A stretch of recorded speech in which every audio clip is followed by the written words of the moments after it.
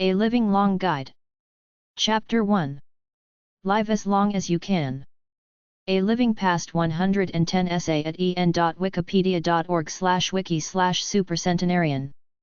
A supercentenarian, sometimes hyphenated as supercentenarian, is a person who has reached the age of 110 years. This age is achieved by about 1 in 1,000 centenarians.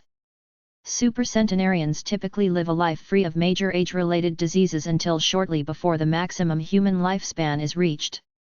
The term supercentenarian, originally hyphenated as supercentenarian, has existed since 1870. Norris McWhorter, editor of Guinness World Records, used the term in association with age claims. The term semi-supercentenarian has been used to describe someone from 105 to 109. Originally the term supercentenarian was used to mean someone well over the age of 100, but 110 years and over became the cutoff point of accepted criteria for demographers. The Gerontology Research Group maintains a list of oldest verified living people. The researchers estimate, based on a 0.15% to 0.25% survival rate of centenarians until the age of 110, that there should be between 300 and 450 living supercentenarians in the world. A study conducted in 2010 by the Max Planck Institute for Demographic Research found 663 validated supercentenarians, living and dead, and showed that the countries with the highest total number of supercentenarians in decreasing order were the United States, Japan, England plus Wales, France, and Italy. In 1902, Margaret Ann Neve, born in 1792, became the first verified female supercentenarian. Jean Calment of France, who died in 1997 aged 122 years, 164 days, had the longest human lifespan documented. The oldest man ever verified is Jiroemon Kimura of Japan, who died in 2013 aged 116 years and 54 days. Organizations that research centenarians and supercentenarians include the GRG and the Supercentenarian Research Foundation.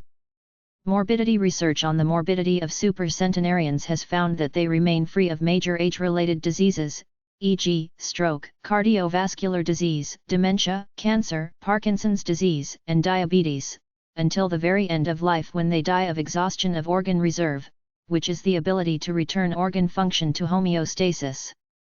About 10% of supercentenarians survive until the last 3 months of life without major age-related diseases, as compared to only 4% of semi-supercentenarians and 3% of centenarians. By measuring the biological age of various tissues from supercentenarians, researchers may be able to identify the nature of those that are protected from aging effects. According to a study of 30 different body parts from a 112-year-old female supercentenarian, along with younger controls, the cerebellum is protected from aging. According to an epigenetic biomarker of tissue age known as the epigenetic clock, the reading is about 15 years younger than expected in a centenarian. These findings could explain why the cerebellum exhibits fewer neuropathological hallmarks of age-related dementia as compared to other brain regions. A 2021 genomic study identified genetic characteristics that protect against age-related diseases, particularly variants that improve DNA repair. 5 variants were found to be significant, affecting STK17A, increased expression, and COA1, reduced expression, genes. Supercentenarians also had an unexpectedly low level of somatic mutations. An Elixir of Life essay at en.wikipedia.org/wiki/elixir_of_life. The Elixir of Life, medieval Latin, elixir vitae, also known as elixir of immortality, is a potion that supposedly grants the drinker eternal life and/or eternal youth. This elixir was also said to cure all diseases.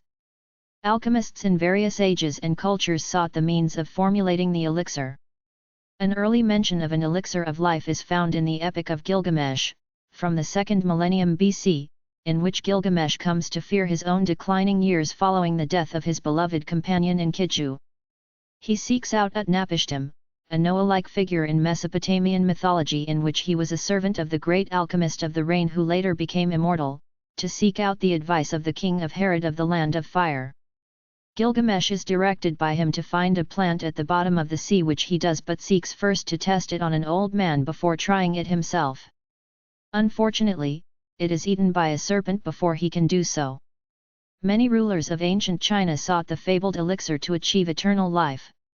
During the Qin dynasty, Qin Shi Huang sent Taoist alchemist Su Fu to the eastern seas with 500 young men and 500 young women to find the elixir in the legendary Penglai mountain, but returned without finding it. He embarked on a second voyage with 3,000 young girls and boys, but none of them ever returned. Legend has it that he found Japan instead.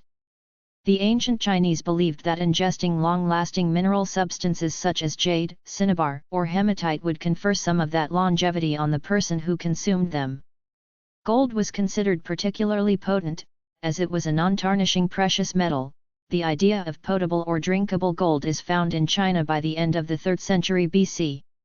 The most famous Chinese alchemical book, Danjing Yeju, Essential Formulas of Alchemical Classics, attributed to Sun Simiao, a famous medical specialist respectfully called King of Medicine by later generations, discusses in detail the creation of elixirs for immortality, including several toxic ingredients such as mercury, sulfur, and arsenates, as well as those for curing certain diseases and the fabrication of precious stones. Many of these substances, far from contributing to longevity, were actively toxic and resulted in Chinese alchemical elixir poisoning. The Jiajing Emperor in the Ming dynasty died from ingesting a lethal dosage of mercury in the supposed elixir of life conjured by alchemists. India Amrita, the elixir of life, has been described in Hindu scriptures. In the Puranas, that due to the defeat of the Devas at the hands of the Asuras, both power-seeking races, the preserver deity Vishnu asked the Devas to churn the ocean of milk, so that they may retrieve Amrita to empower themselves. Mercury, which was so vital to alchemy everywhere, is first mentioned in the 4th to 3rd century BC Arthashastra. About the same time it is encountered in China and in the West. Evidence of the idea of transmuting base metals to gold appears in 2 ND to 5th century AD Buddhist texts, about the same time as in the West. It is also possible that the alchemy of medicine and immortality came to China from India, or vice versa. In any case, for both cultures, gold making appears to have been a minor concern and medicine the major concern. But the elixir of immortality was of little importance in India, which had other avenues to immortality. The Indian elixirs were mineral remedies for specific diseases or, at the most, to promote long life. In European alchemical tradition, the elixir of life is closely related to the creation of the philosopher's stone. According to legend, certain alchemists have gained a reputation as creators of the elixir. These include Nicholas Flamel and Saint Germain. A work by Michael Scott speaks of gold as an elixir of life.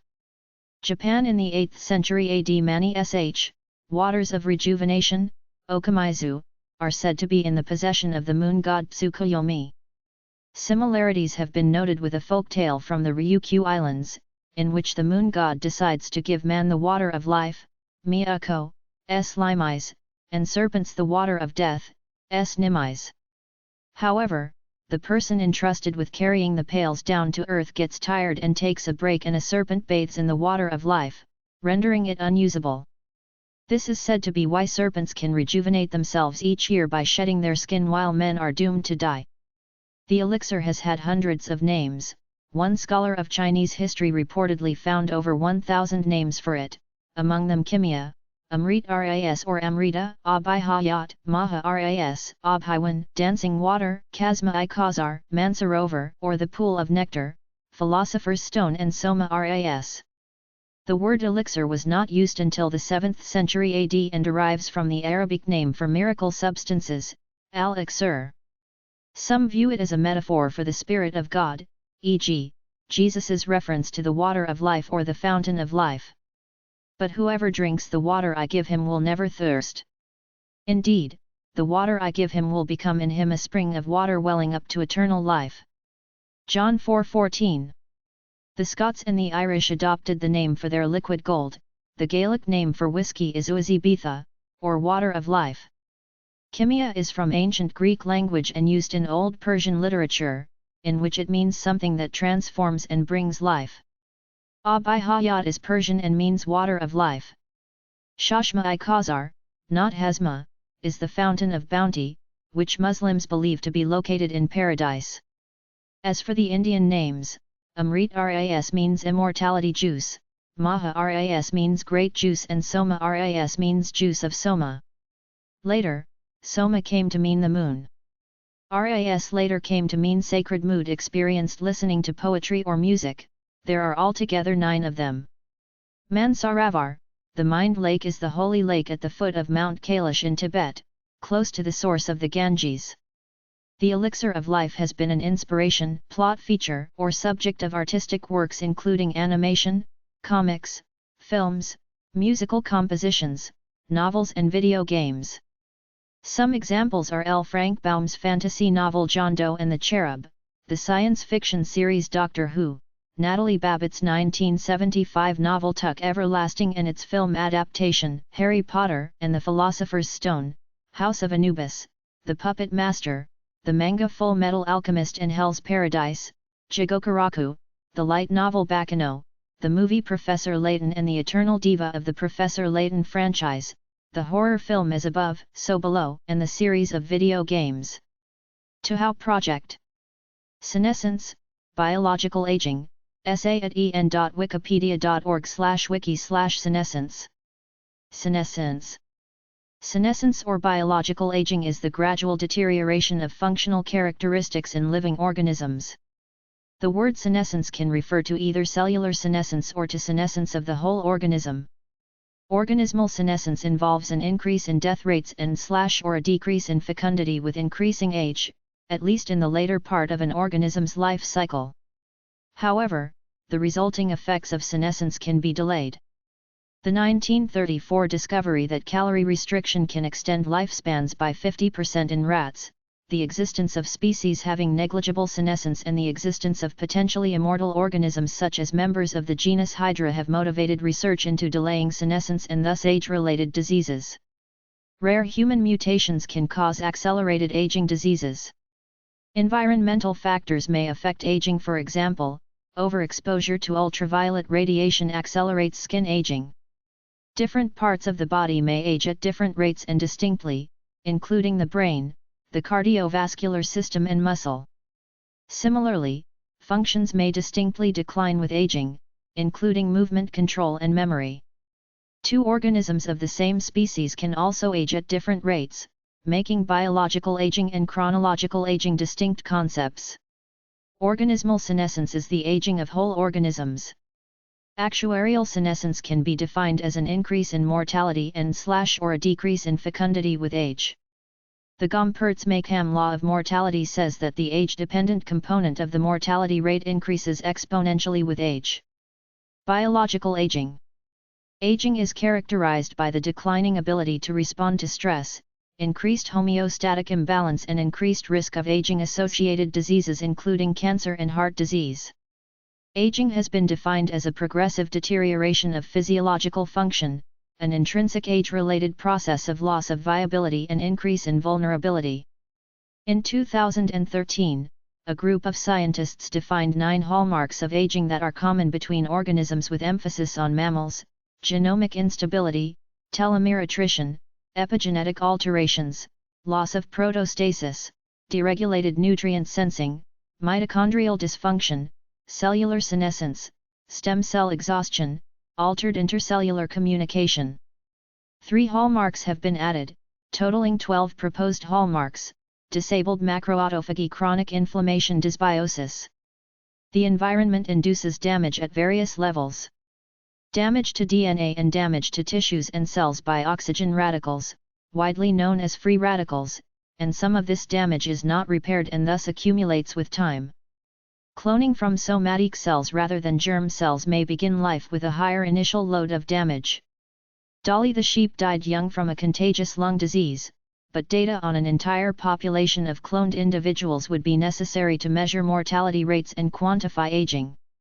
More than 300 different theories have been posited to explain the nature, mechanisms, and causes reasons for natural emergence or factors of aging.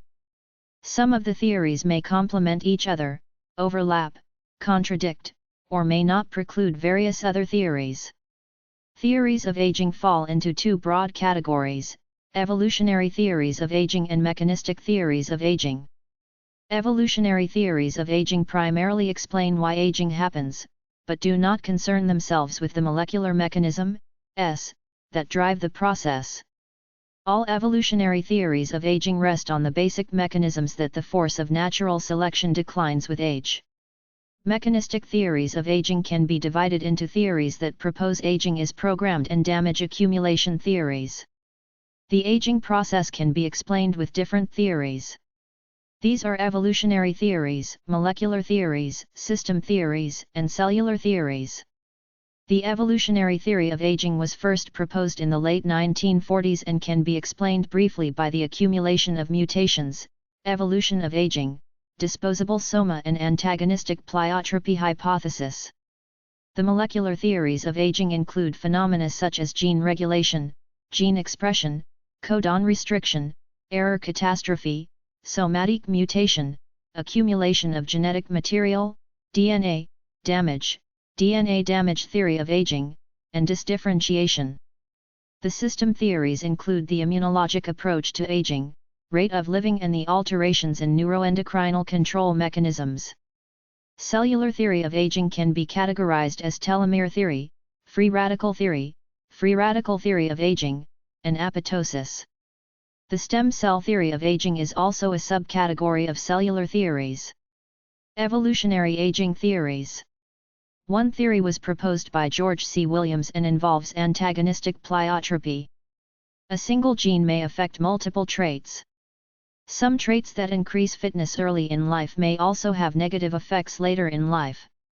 But, because many more individuals are alive at young ages than at old ages, even small positive effects early can be strongly selected for and large negative effects later may be very weakly selected against.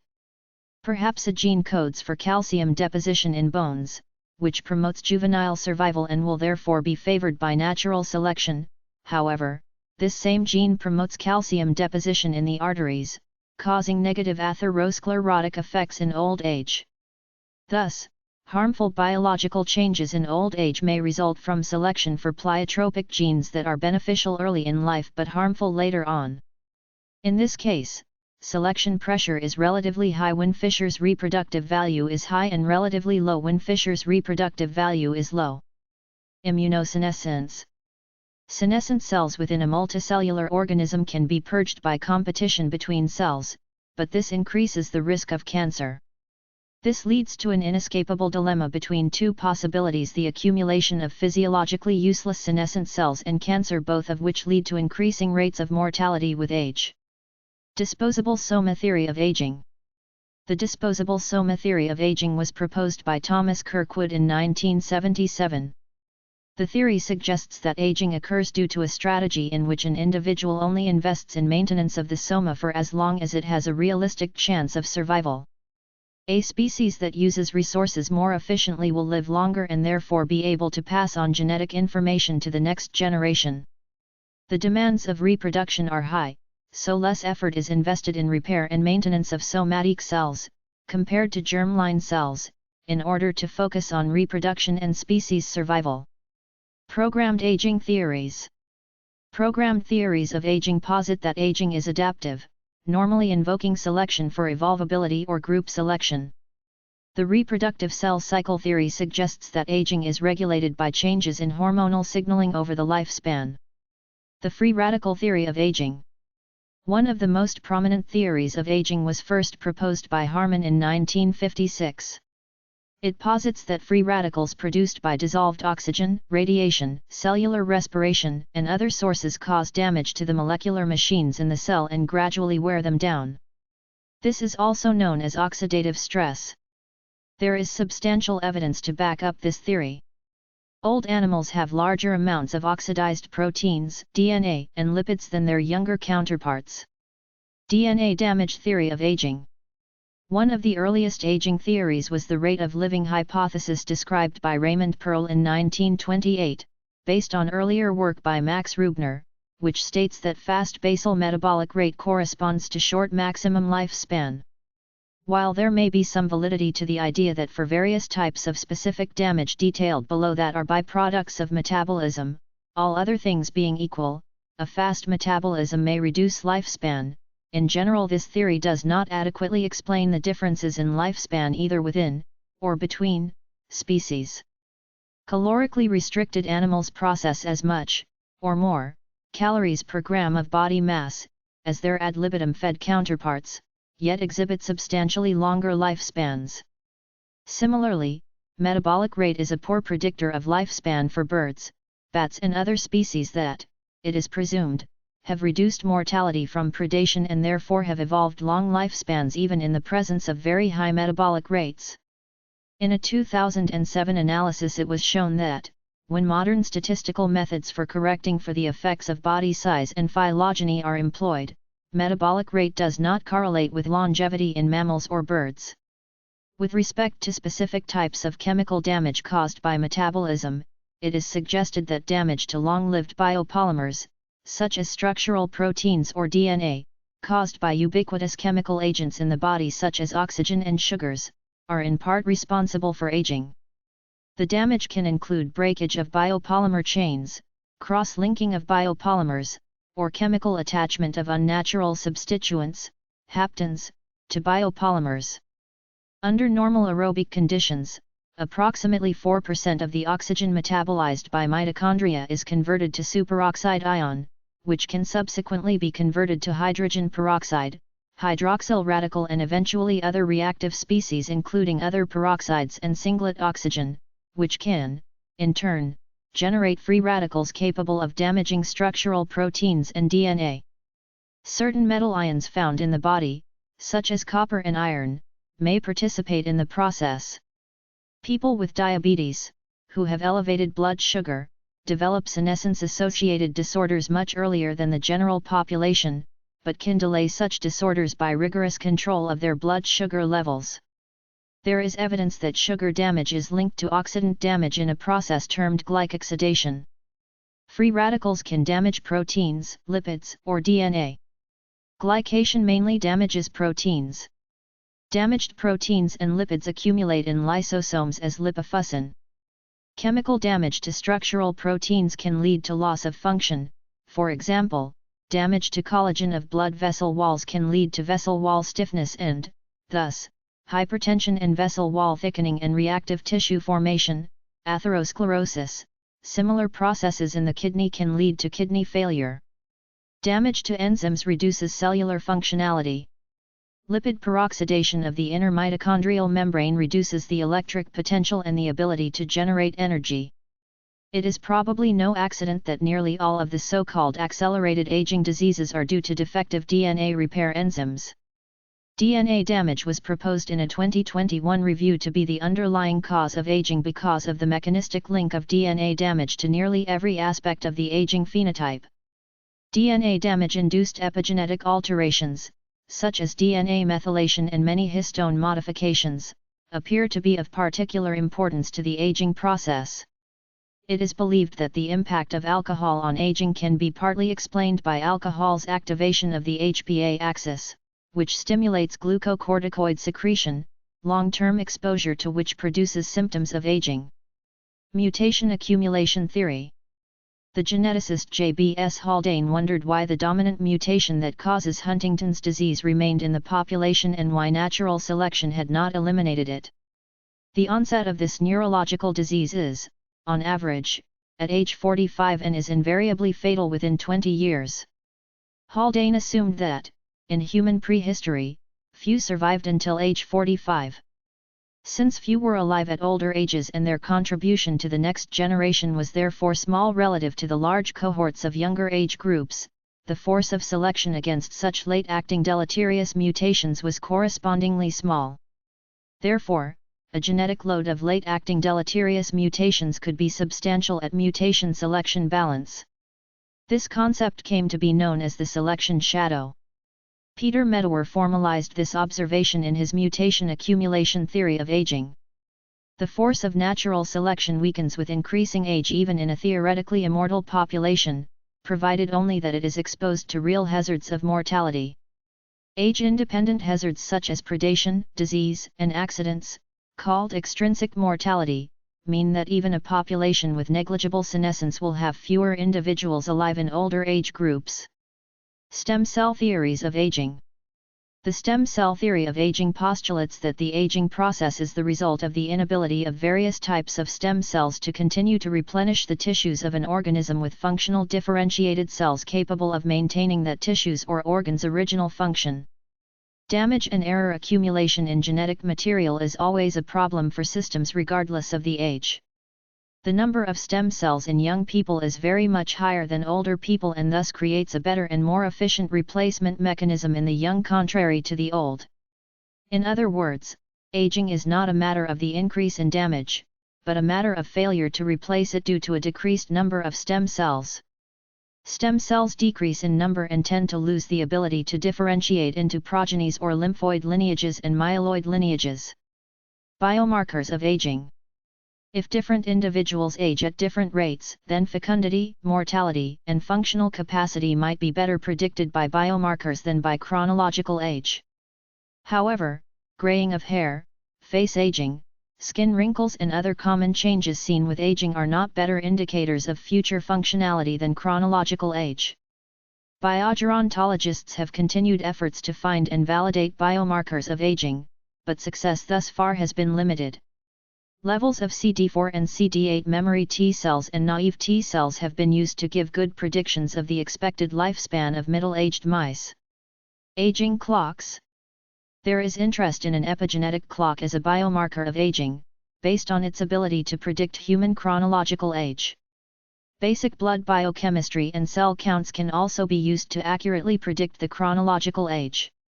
It is also possible to predict the human chronological age using the transcriptomic aging clocks. There is research and development of further biomarkers, detection systems, and software systems to measure biological age of different tissues or systems or overall. For example, a deep learning (DL) software using anatomic magnetic resonance images estimated brain age with relatively high accuracy, including detecting early signs of Alzheimer's disease and varying neuroanatomical patterns of neurological aging, and a DL tool was reported as to calculate a person's inflammatory age based on patterns of systemic age-related inflammation. Aging clocks have been used to evaluate impacts of interventions on humans, including combination therapies. Genetic determinants of aging. There is research into epigenetics of aging. The ability to repair DNA double-strand breaks declines with aging in mice and humans. A set of rare hereditary, genetics, disorders, each called progeria, has been known for some time. Sufferers exhibit symptoms resembling accelerated aging, including wrinkled skin. The cause of Hutchinson-Gilford progeria syndrome was reported in the journal Nature in May 2003. This report suggests that DNA damage, not oxidative stress, is the cause of this form of accelerated aging. Rejuvenation Research, an anti-aging journal. Rejuvenation Research is a bi-monthly peer-reviewed scientific journal published by Mary Ann Liebert that covers research on rejuvenation and biogerontology.